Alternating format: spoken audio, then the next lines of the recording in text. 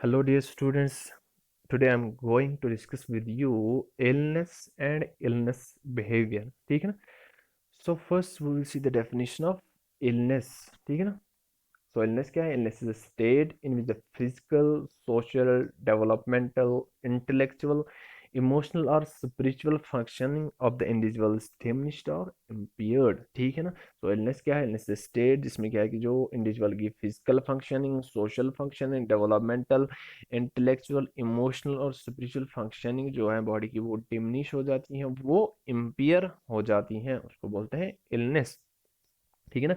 Like किसी client को, किसी पेशेंट को डायग्नोज किया गया है क्रॉनिक इलनेस। ठीक है ना? तो उसमें क्या है कि जो पेशेंट है, पेशेंट की जो मेंटल हेल्थ है, जो उसका इमोशनल हेल्थ है, वो उस पर असर पड़ जाता है। ठीक है ना?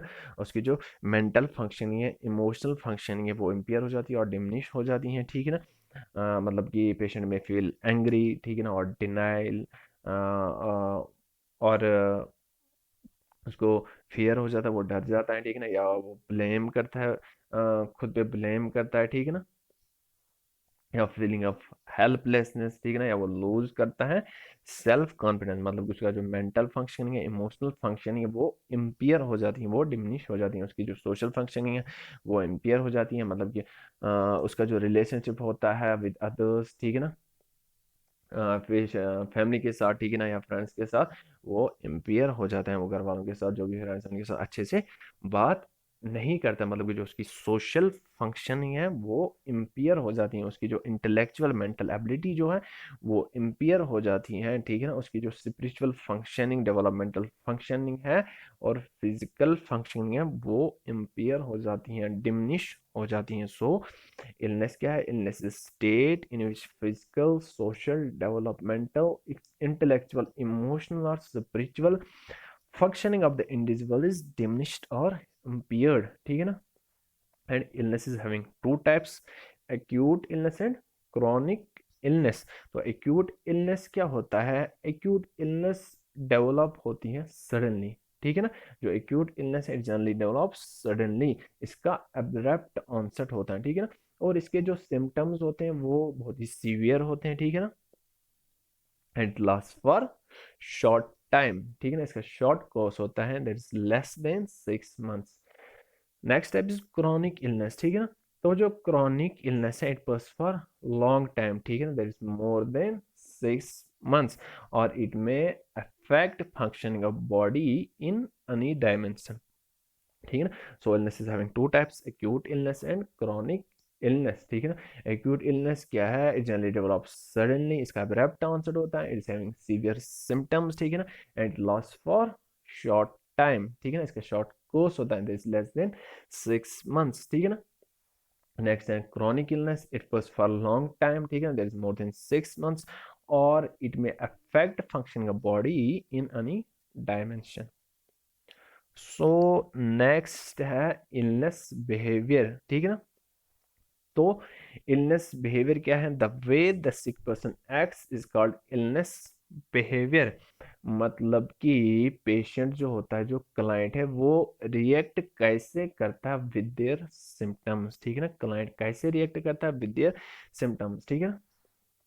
तो इसमें क्या है कि some patients neglect their symptoms, some patients वो क्या करते हैं, वो सेल्फ मेडिकेशन करते हैं, और some others consult with their physicians. ठीक है ना? सो इलनेस बिहेवियर क्या है? Illness behaviour, how patients react with their symptoms. ठीक है ना?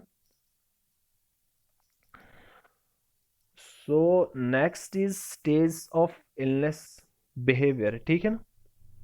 तो एडवर्ड स्विचमैन ने आइडेंटिफाई किए stage of illness behaviour. So first one is symptom experience, next one is assumption of sick role. ठीक है ना?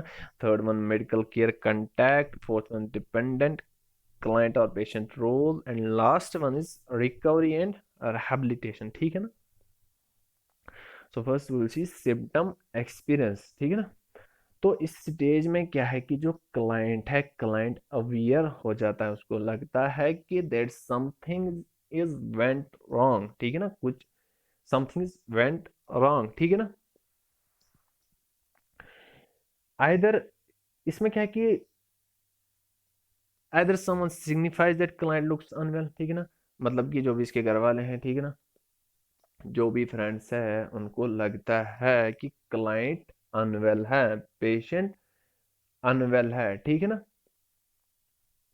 और जो क्लाइंट है they may experience symptoms such as pain या रेश या कफ, ठीक है ना, या समथिंग लाइक फीवर, ब्लीडिंग, ठीक है ना।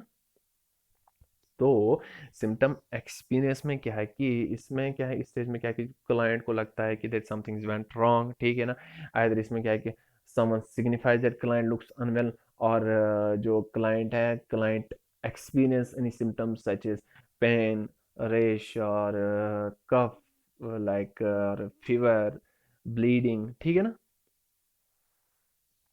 और इस स्टेज में क्या है कि जो क्लाइंट है, अनवेल क्लाइंट है, वो कंसल्ट करता है अदर्स के साथ, अपनी फैमिली मेंबर्स के साथ, जो भी है फ्रेंड्स के साथ, कंसल्ट करता है about symptoms, about their feelings, ठीक है ना। और इसमें क्या है कि जो क्लाइंट जो है, अनवेल क्लाइंट है, या वो डिनाई करेगा, ठीक है ना, वो डिनाई करता है, इग्नोर करता है देयर सिम्टम्स, ठीक है ना, और ट्राई टू सेल्फ मेडिकेट, ठीक है ना। And this stage having three aspects, that is physical experience of symptoms, ठीक है, next one is cognitive interpretation of symptoms, ठीक है ना, and last one is emotional response, like उसको fear, anxiety हो जाती है, ठीक है ना। so next one is assumption of sick role, ठीक है ना। अब अगर symptoms, ठीक है ना, सीवियर हो गए, ठीक है ना, if symptoms persist, ठीक है ना, client assumes sick role, ठीक है ना। और इसमें क्या है कि जो इलनेस है वो दैट बिकम्स सोशल फिनोमिना, ठीक है ना, जो इलनेस है दैट बिकम्स सोशल फिनोमिना, ठीक है ना। And sick people seek confirmation from their families, ठीक है ना, जो सिक पीपल है वो कंफर्मेशन लेते हैं from their families, and the person is, उसके बाद उसको मोटिवेट किया जाता है टू सीक प्रोफेशनल हेल्प, ठीक है ना। या इसमें क्या है कि जो क्लाइंट जो वो एक्सक्यूज करता है या वो सेल्फ ट्रीटमेंट करेगा, ठीक है ना। उसके बाद जो सिक पीपल है they seek professional help. So next one is medical care contact, उसके बाद क्या करेगा वो, उसके बाद क्या है कि जो क्लाइंट है, client now seeks professional help, professional advice, ठीक है ना। तो इसमें क्या है कि मेडिकल केयर कंटैक्ट में क्या, जो क्लाइंट है, अनवेल क्लाइंट है, या वो एक्सेप्ट करता है डायग्नोज या डिनाई करता है डायग्नोज, ठीक है ना। अगर जो हेल्थ प्रोफेशनल है, ठीक है ना, उसने डिटरमाइन किया that client does not have any illness, ठीक है ना, और that an illness is present, अगर इलनेस नहीं है या इलनेस प्रेजेंट है या कोई इलनेस लाइफ थ्रेटनिंग है, तो इसमें क्या है कि जो क्लाइंट है वो एक्सेप्ट करेगा या डिनाई करेगा डायग्नोज, ठीक है ना। अब अगर क्लाइंट ने एक्सेप्ट किया डायग्नोज, ठीक है ना, दैट क्लाइंट पेशेंट को कोई प्रॉब्लम है, ठीक है ना, या वो इल है, ठीक है ना, तो उसमें क्या है कि जो क्लाइंट है, client usually follow true prescribed treatment plan, ठीक है ना, उसके बाद वो फॉलो करता है ट्रीटमेंट प्लान। अब अगर डायग्नोज, क्लाइंट ने डायग्नोज एक्सेप्ट नहीं किया, ठीक है ना, तो उसके बाद क्या है कि the client may seek advice of other professionals, ठीक है ना। So next is dependent client role, ठीक है ना। अब इसने एक्सेप्ट किया है इलनेस, ठीक है ना, एंड ट्रीटमेंट भी लिया, ठीक है ना। उसके बाद क्या है कि जो क्लाइंट है, client becomes dependent on professionals for relief of symptoms, ठीक है ना। After accepting the illness and seeking the treatment, the client becomes dependent on professionals, वो डिपेंडेंट बन जाता है प्रोफेशनल्स पे फॉर रिलीफ ऑफ सिम्टम्स, ठीक है ना। नेक्स्ट क्या है, रिकवरी एंड रिहेबिलिटेशन, ठीक है ना। तो इस स्टेज में क्या है कि जो क्लाइंट है, client is expect to give up the dependent role, ठीक है ना, and resumes former roles and responsibilities, ठीक है ना। इफ अगर उसको एक्यूट इलनेस है, शॉर्ट टर्म है, रिकवरी फास्ट हो जाती है। अगर क्रॉनिक इलनेस है, लॉन्ग टर्म है, रिकवरी डिफिकल्ट हो जाती है, ठीक है ना। सो हमने डिस्कस किया है डेफिनेशन ऑफ इलनेस, ठीक है ना, उसके types, acute illness, chronic illness, ठीक है ना, इलनेस बिहेवियर क्या होता है, उसके बाद उसके stage of illness behaviour. Okay, thank you.